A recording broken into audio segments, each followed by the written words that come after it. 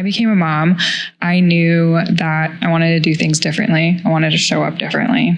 You know, I didn't want to be out partying like I was, or drinking a bottle of wine or something a night. You know, like I wanted to be able to be like clear and open for my children. Mm-hmm. So, but I still remember the first time that I said, I'm sorry to Vivian. Mm-hmm. And she was 3 at the time. It was before I gave birth to Juliet. And I remember, because I was nesting, I went to the Container Store because that's where all good nesting begins. And she had picked out some stickers that she wanted. And I put her, you know, in her car seat and I let her play with the stickers.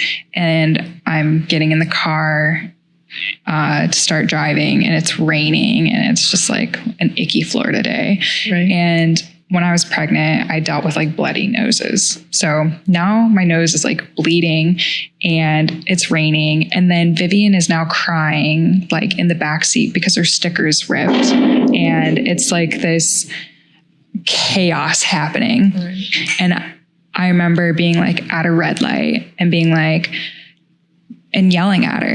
And I remember not just being like raising my voice, like I yelled at her in like a tone that kind of brought up some childhood stuff, like, you know, like, and I just remember immediately like crying. So now like crying, bloody nose, kid crying. Yeah, it was chaos, just pure chaos. Luckily the drive wasn't like too long, you know. We get home.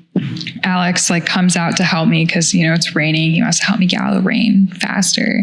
And he's like, what happened? You know, and he's like holding Vivian. And I was like, I just completely like lost my cool, like unnecessary, you know, like, yeah, it was kind of like one of those perfect storm moments, but like she did not deserve that. Like children are allowed to be are allowed to have big emotions. Children are allowed to cry, and they're like, she was 3. She's still navigating. Like we all are still like learning our emotional maturity, you know, but she was 3 years old, you know, like it is disappointing that her sticker's ripped and I wasn't able to help her. Right. You know, and she didn't need me yelling at her like that. So I remember sitting with her on the couch then inside, and I was sitting like this. I had her on my lap and I was looking in her face,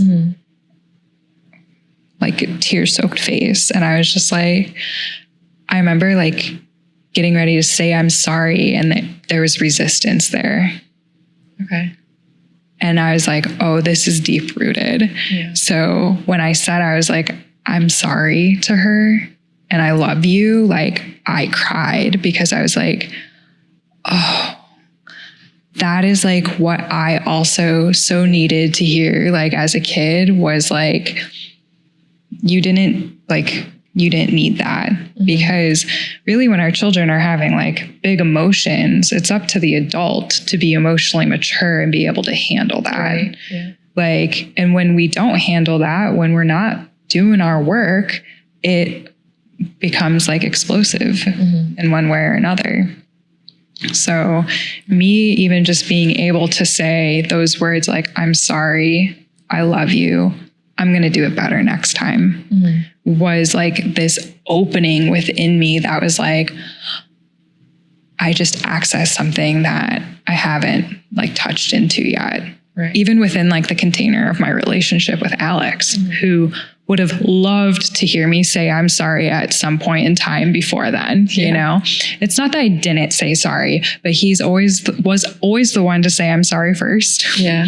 And then it would be even still hard for me to say I'm sorry after that. And each day it gets easier. So, you know, this was 4 years ago now, you know, and I've been on this journey of like being able to admit when I'm wrong, to say I'm sorry, to say I love you. And at first it was hard with Vivian, like, you know, she's still young. It's not like she did a lot of things that I needed to apologize for, you know, at that time. But now I'm able to say it so much easier because it's like I release that block by like opening my voice and using the words that I didn't hear as a kid. Right. So then I had to start working on that with Alex. It was like really easy with my kids. Like like I said, I knew I wanted to show up differently when I became a mother. But then I had to undo the conditioning, which is still a work in progress, of like, you know, what I witnessed as a child and how the container of my parents' marriage was, which they love each other, you know, don't get me wrong, but what you witness is then kind of what you maybe become, or you try to be different, you know, but I wasn't always the type of wife that would be like, I'm sorry, or I love you, or even be the one to give him a hug or a kiss. You know, he was always giving those things to me, and slowly had to like break down my barriers and be like, all right, like I'm going to make a change. So that kind of like circles back again to ayahuasca isn't going to fix all of your problems just by drinking it, but it does make it easier to make changes, right? Because as you know, the neuroplasticity. So when we drink ayahuasca, you afterwards you have this neuroplasticity, and it makes it easier to make change. And I love the way Alex describes it as, you know, that fresh blanket of snow on the mountain. So you don't see those ski tracks necessarily. They're still there, and you can still make the choice to go that route. Or you can make the choice to choose a new route. You can make the choice to be able to use the words, I'm sorry, I love you, or to give an embrace, you know, or to ask for support. Right. Do you feel like you I feel like it's not everybody's cup of tea, but to like work with like the inner child. Right. Yeah. Do you feel like you've connected with your inner child, or? Still working on that. Yeah. I do go to therapy and had been kind of working with the IFS stuff, internal family system. And I think that was what brought out my awareness of the inner child more than anything else. I mean, yeah, it's a surefire way to get into it. Yeah. But definitely something I've been working on. I've noticed your story reminded me that before ayahuasca, before healing, I hated touching people, like hugging people. I was one of those people, don't give me a hug. Like, I'm not going to go in for a hug. And I'm still kind of like that.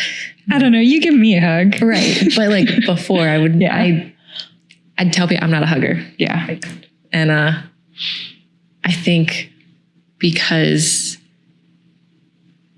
I knew deep down, like if somebody I loved were to give me a hug, like one of those 20-second hugs, I would just start bawling my eyes out, not knowing why. Right. And crack you wide open. Yeah. And so that was just a shield for me. Like anybody coming into my space and showing me any type of love, even if I don't even know the person and they give me a hug, it's like that for me was terrifying, because then they could see me and I did not want to be seen. Yeah. And how does it feel to be seen now? Still scary a little bit. Yeah. But inch by inch. Inch by inch, yeah. Feels a little bit better. Yeah. I love giving hugs to people I know. I'm still working on hugs to people I don't know. I mean, of course. Yeah. Yeah.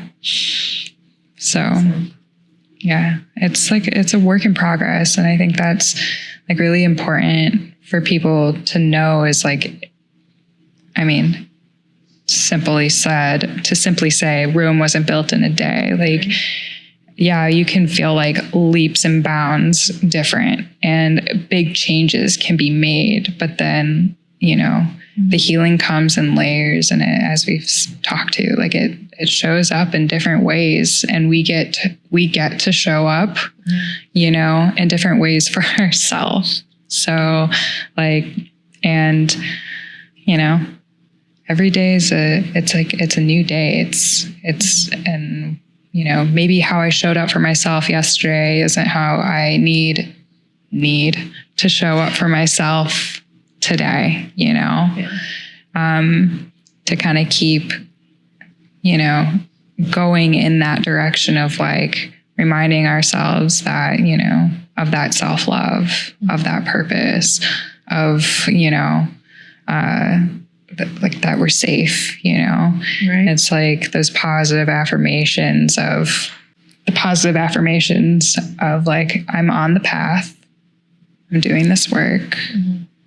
It is each day getting better, getting a little easier to do the things that aren't necessarily the things that I want to do, but I know that are like nurturing my growth, nurturing my soul. And it's like, as long as you can remind yourself that you are on that path, it's like all is pretty good, right. And having the tools. Right. The tools to be able to navigate those things. Right. Is there anything else you'd like to say? Or do you want to talk about also what else you do out at Tikkun? I feel like that's a little bit important. Yeah. So I do grow mushrooms out at Tikkun, which I think is amazing because as we know, like who brews ayahuasca is important. Right. Like from start to finish, the medicine, like it matters. And that also goes for psilocybin. So like knowing that it's you growing the mushrooms, like it brings me so much joy because I know that like so much love and intention is going into that process from you. Yeah. I love it. I love growing mushrooms out there. So much love goes into it. I love serving it. I love getting people's experience with it. Yeah. Because that brings me so much joy. Because you really can feel a difference. Yeah. Who brewed it, who grew it. Right. That energy is real. And that